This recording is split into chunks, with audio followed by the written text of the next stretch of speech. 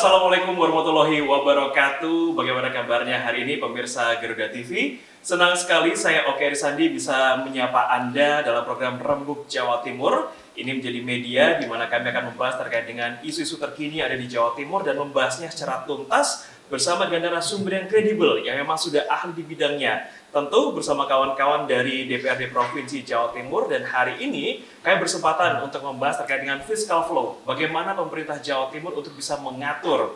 Karena kalau kita bisa berbicara masalah fiscal flow, ini adalah terkait dengan alur bagaimana pemerintah menggunakan dana yang didapatkan oleh daerah dan juga bagaimana pemerintah daerah ini juga membelanjakan dan mendapatkan sumber lain.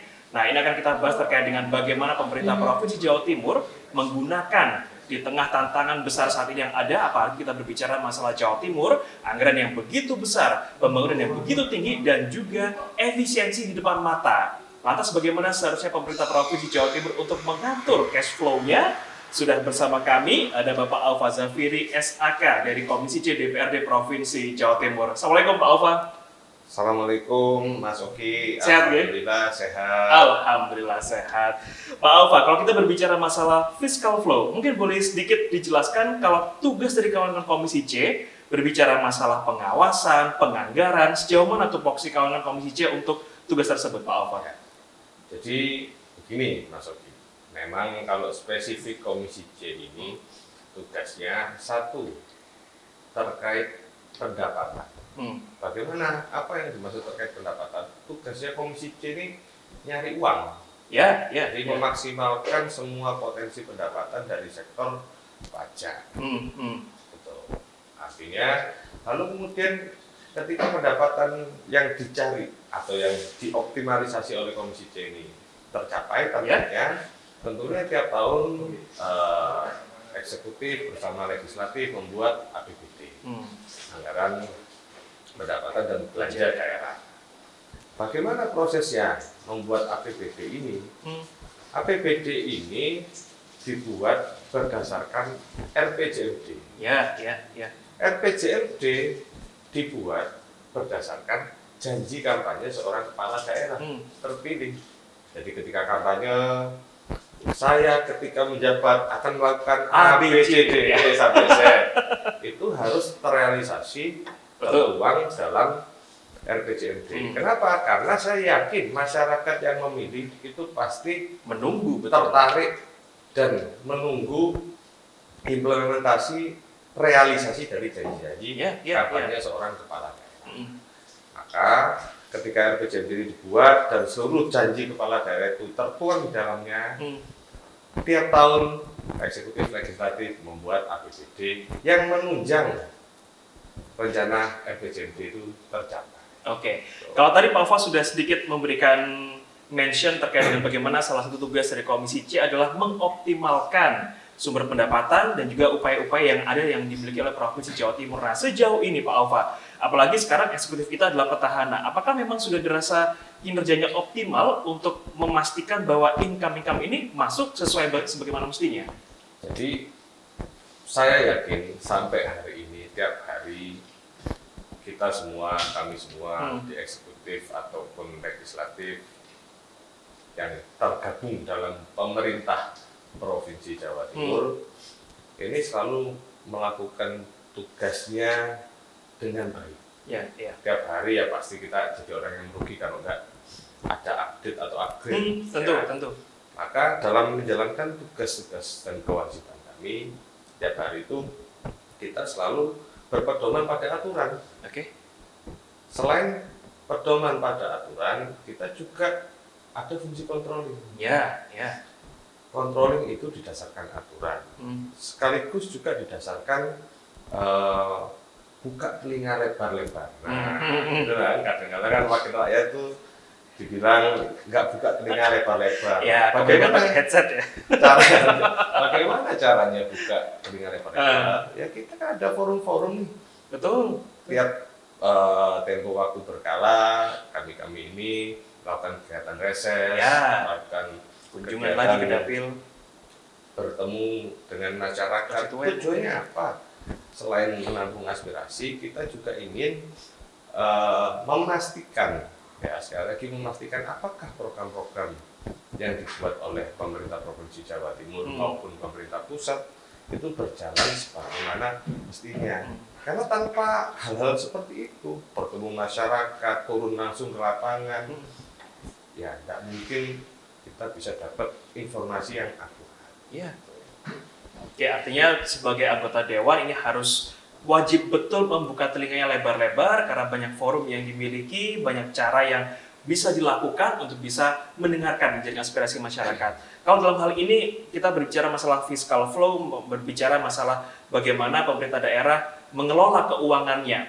Sudah sejauh ini, Pak Ova, Anda melihat apakah memang apalagi di tengah tantangan yang begitu besar, efisiensi, ini kita lihat APBD juga sudah dipangkas untuk 2026. Nah, apakah ini menjadi suatu tantangan bagi pemerintah Provinsi Jawa Timur atau ini bukan hal yang biasa?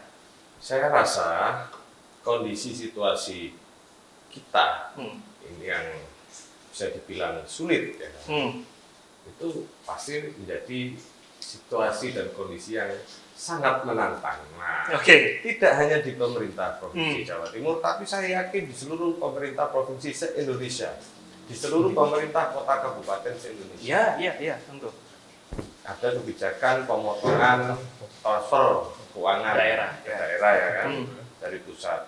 Dan ini membuat atau mendorong harusnya ini momen bagi segenap pemerintah provinsi se-Indonesia, pemerintah kota kabupaten se-Indonesia untuk berbenah diri,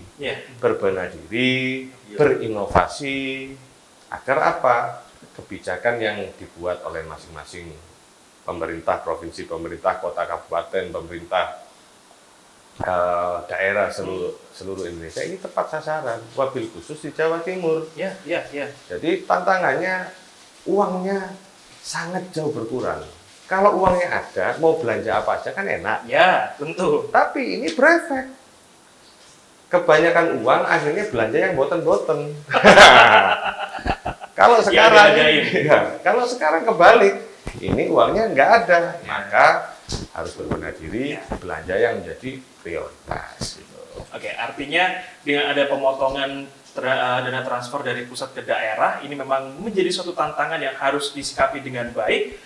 Kalau berbicara masalah Jawa Timur yang dipangkas sampai 7 triliun, yang artinya untuk tahun 2026 ada sekitar 27,2 triliun, dana ini sebetulnya cukup untuk menyokong kebutuhan pemerintah untuk mewujudkan semua janji politiknya saat kampanye kemarin, Pak Ova.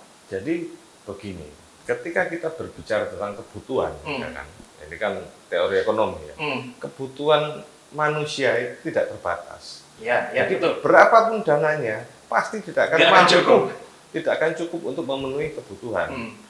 Misalkan tidak punya rumah, pengen punya rumah. Ya udah punya satu, pengen punya dua. Punya satu, pengen punya dua. Nah, punya mobil satu, pengen punya mobil yang lebih baik lagi, lebih baru lagi. Nah, kalau istri cukup satu, Pak, ya? Insya Allah. Gitu.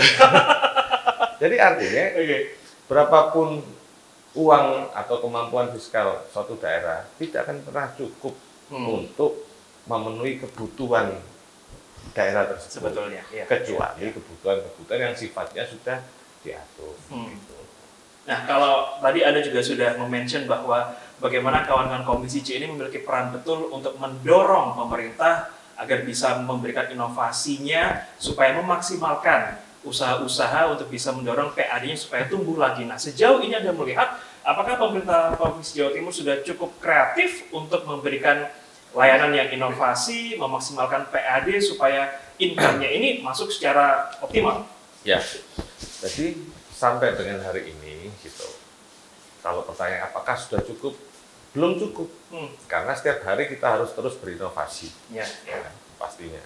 Tetapi dengan segala situasi kondisi yang terjadi saat ini, kemudian kami ini sudah keliling ke banyak daerah, ke banyak UPT di seluruh Jawa Timur.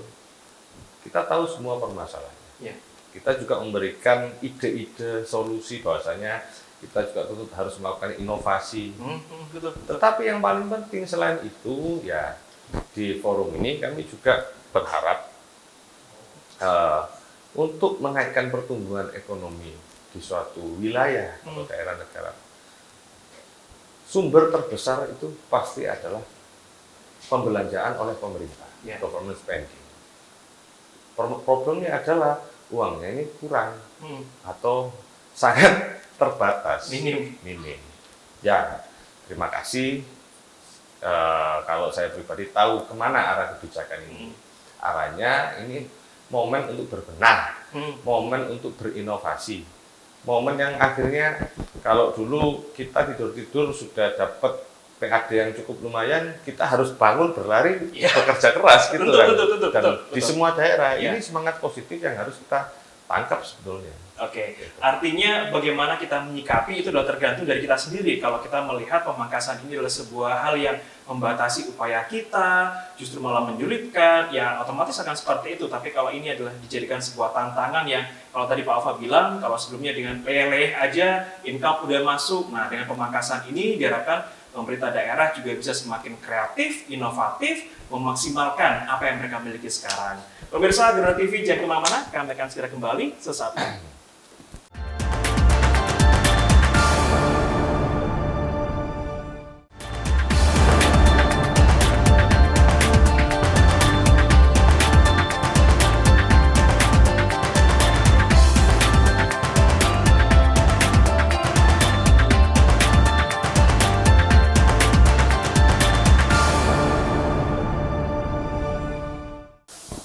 Terima kasih Anda masih bersama kami di Rembuk Jawa Timur, pemirsa Garuda TV. Saya masih ditemani oleh Pak Alfa dari Komisi C DPRD Provinsi Jawa Timur. Dan hari ini kami berkesempatan untuk membahas terkait dengan bagaimana strategi pemerintah Provinsi Jawa Timur untuk mengatur fiscal flow antara uang masuk dan juga uang keluar.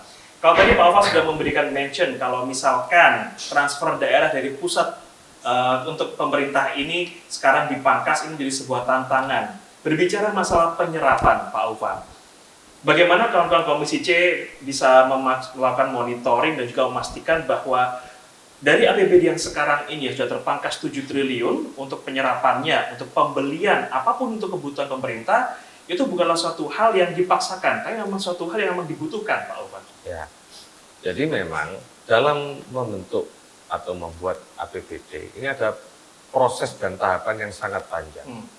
Yang artinya tidak ujuk-ujuk.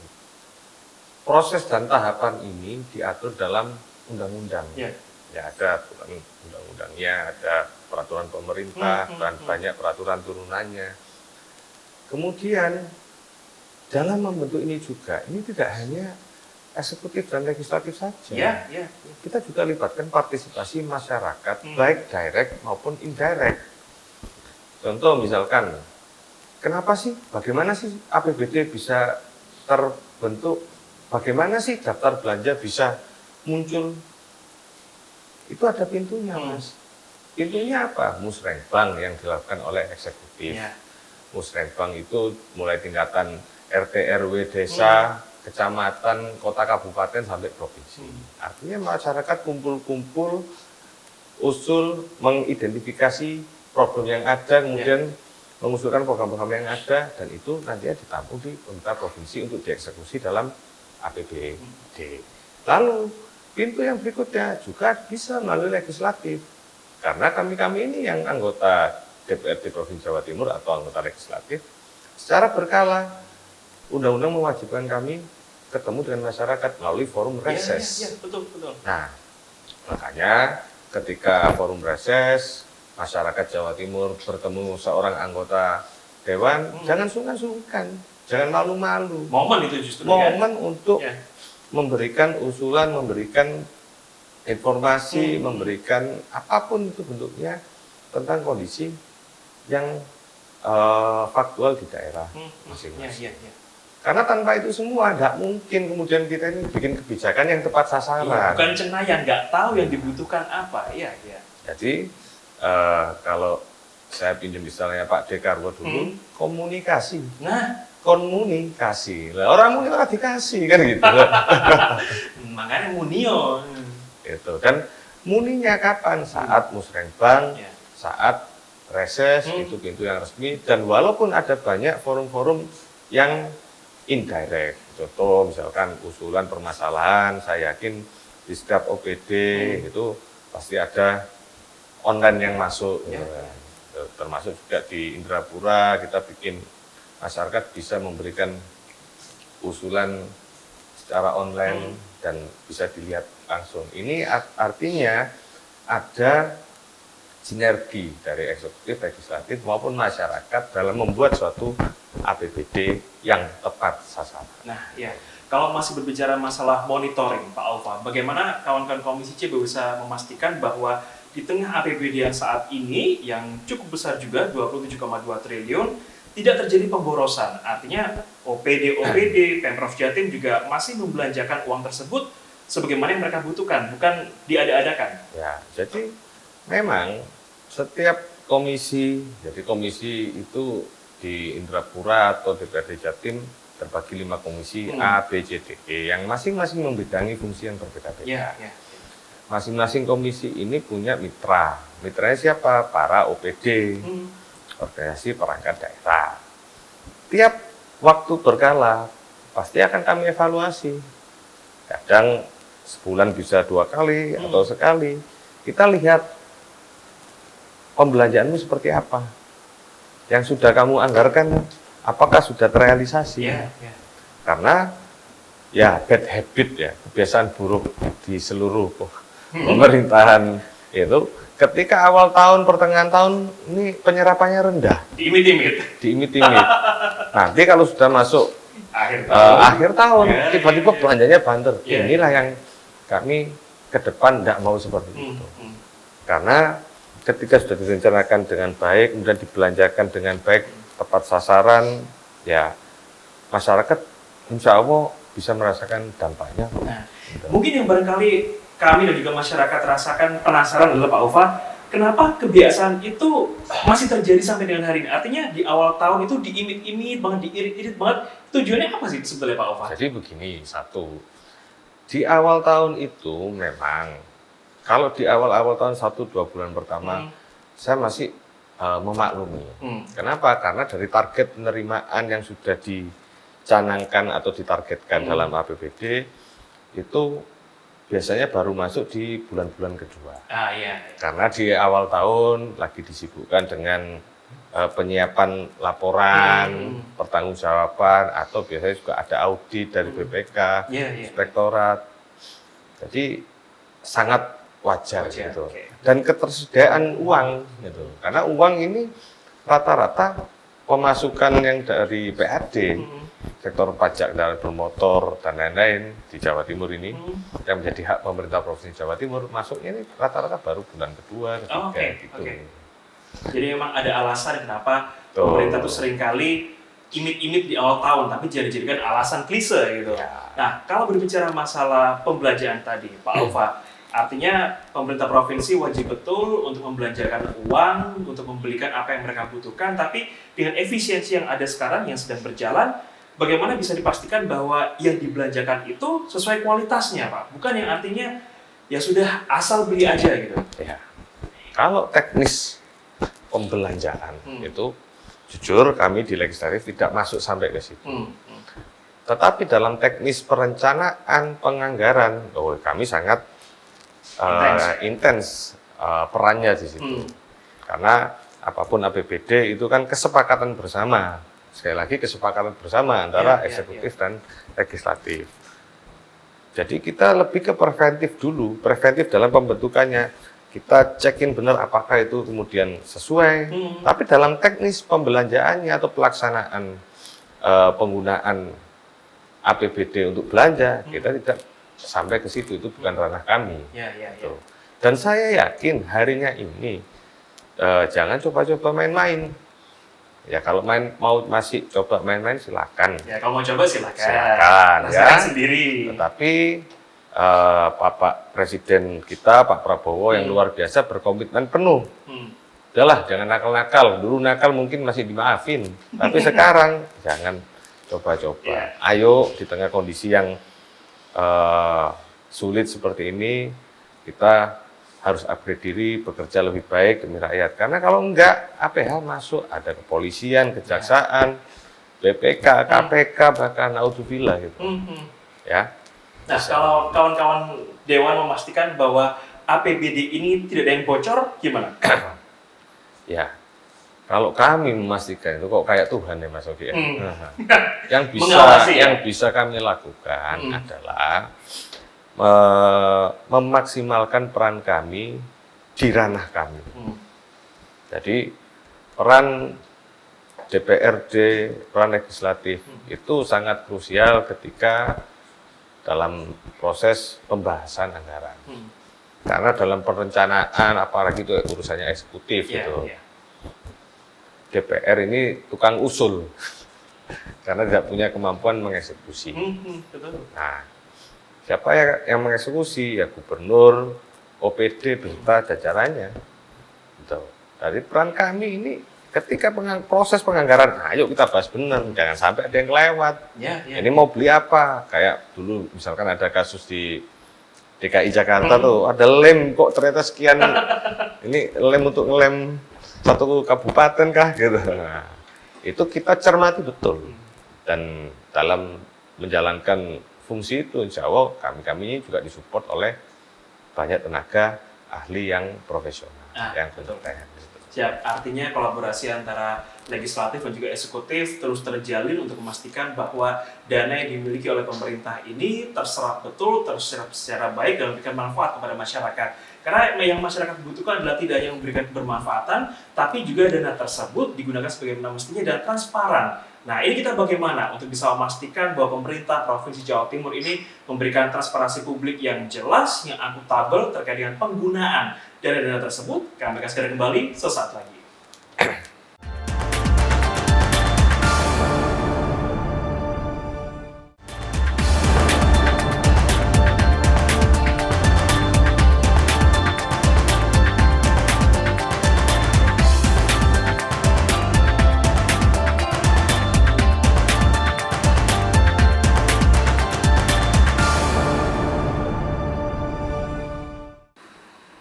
Pemirsa Garuda TV, Anda masih bersama kami dan saya masih ditemani oleh Pak Alfa. Kalau tadi sudah dijelaskan secara rinci oleh Pak Alfa bagaimana upaya kawan-kawan Komisi C untuk bisa mendorong pemerintah memaksimalkan segala kreativitasnya untuk menemukan inovasi-inovasi, memunculkan sumber-sumber dana baru, karena di tengah keterbatasan ini kita tidak boleh hanya bergantung dan berharap, tapi juga harus memaksimalkan potensi-potensi yang dimiliki. Pak Alfa, berbicara terkait dengan kondisi hari ini Pak Alfa, kalau kita melihat bagaimana pemerintah Provinsi Jawa Timur berjalan, apakah pemerintah bisa mengajak masyarakat atau partisipasi publik supaya apa yang dibelanjakan, apa yang kita laporkan ini sudah akuntabel, sudah transparan, dan sudah sesuai Pak Alfa?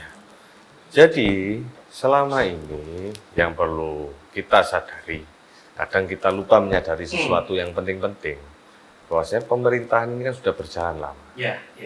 Dalam menjalankan pemerintahan itu tidak boleh semau gue. Tentu.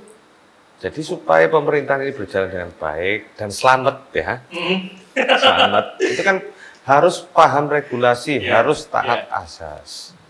Jadi ketika pemerintah ini membelanjakan, melakukan kegiatan yang sudah disepakati dalam APBD, itu tidak lantas hanya dibelanjakan kemudian selesai urusan, tidak, ada pertanggungjawabannya. Itu melalui dokumentasi, tertib administrasi, baru itu kemudian ada audit dari BPK, belum lagi partisipasi masyarakat yang kita buka. Seringkali kan zaman sekarang, oh ada proyek-proyeknya siapa ini, masyarakat datang cek bener nggak, gitu. Kalau nggak bener, ya kan bisa dilaporkan, diviralin seperti itu. Jadi memang untuk hari ini dalam kontrol terhadap pembelanjaan yang dilakukan oleh eksekutif atau pemerintah Provinsi Jawa Timur, ini masyarakat sangat terbuka untuk berpartisipasi, gitu. Jadi tidak ngawur-ngawur, sekali lagi tidak ngawur-ngawur. Gitu. Nah, kalau masyarakat menemukan ya tadi seperti Pak Alfa sampaikan itu sebagai contoh saja, ketika mereka melaporkan, ini ditanggapi serius atau gimana Pak Alfa? Ya, selama ini pasti serius. Asalkan ada dasarnya. Jadi kadangkala kita ini ketika membuat kebijakan, masyarakat kita undang datang ke reses, datang ke musrenbang, ini pada tidak mau ikut. males-malesan. Tapi ketika kebijakan sudah jalan, jadi yang terdepan untuk Protes, ya. mengkritisi. Selama kemudian pengawasan masyarakat itu betul-betul berdasar. Jadi contoh misalkan ada pembangunan jembatan, kemudian sudah berjalan, berapa, dia punya dasar, ternyata ada pembelian material yang tidak sesuai, itu pasti akan ditanggapi dan APH langsung turun. Orang yang benar aja APH turun, apalagi yang keliru kan gitu. Ya. Cuma ya masyarakat ini juga tidak boleh semena-mena. Artinya kalau yang benar sesuai atau kalau tidak ngerti ya tanya dulu. Gitu. Karena kalau ini tanpa kesadaran, tanpa ketenangan ya kan, akhirnya kan apa? Faktor like and dislike.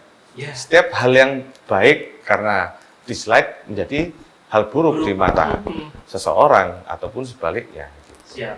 Kalau dari kacamata Anda pribadi, Pak Alfa, melihat upaya yang dilakukan oleh pemerintah Provinsi Jawa Timur saat ini oleh eksekutif, apakah ada satu hal yang bisa Anda sampaikan kepada eksekutif terkait dengan dorongan-dorongan harusnya melakukan ini untuk memaksimalkan potensi yang kita miliki dan supaya alur fiskalnya juga semakin baik?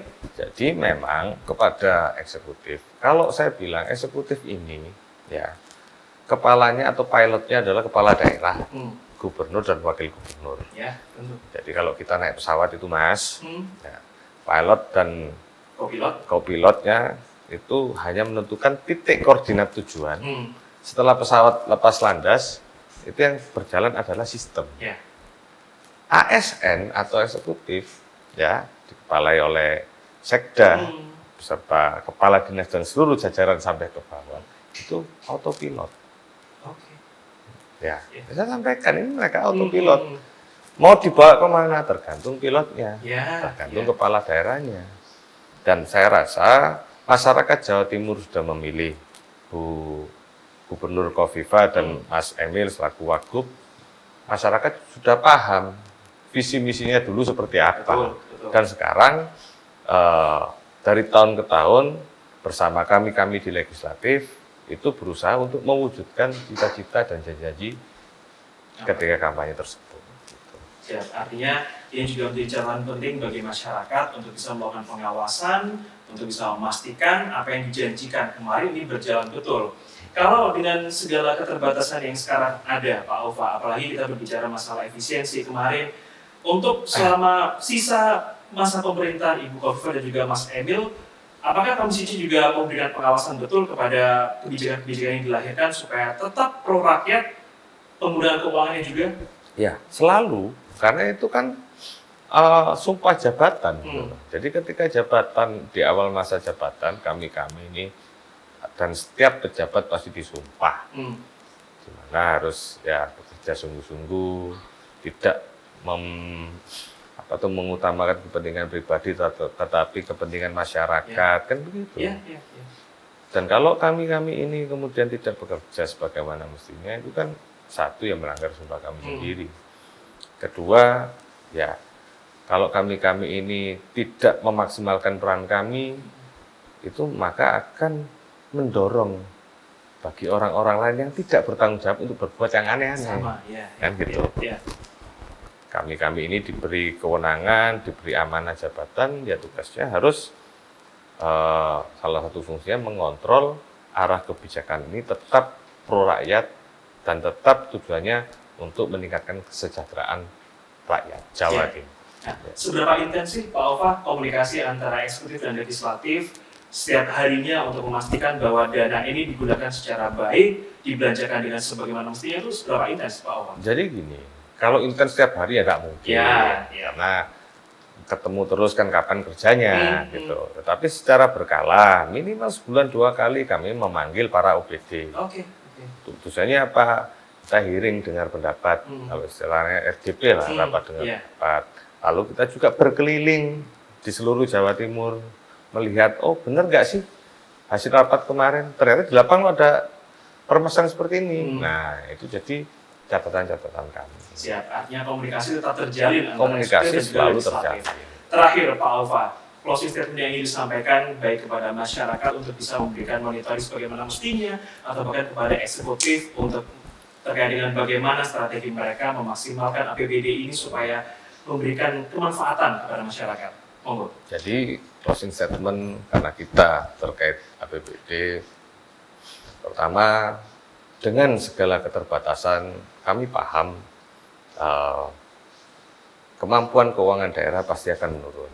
Tetapi mohon kepada setiap kepala daerah di Jawa Timur, setiap anggota DPRD provinsi, setiap anggota DPRD kota kabupaten se-Jawa Timur harus mampu berkreasi, berinovasi, maksimalkan potensi daerah untuk meningkatkan PAD di daerah kalian masing-masing. Nantinya apa?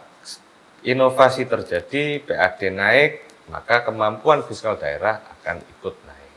Tanpa harus istilahnya apa ya, menjaga dari pusat.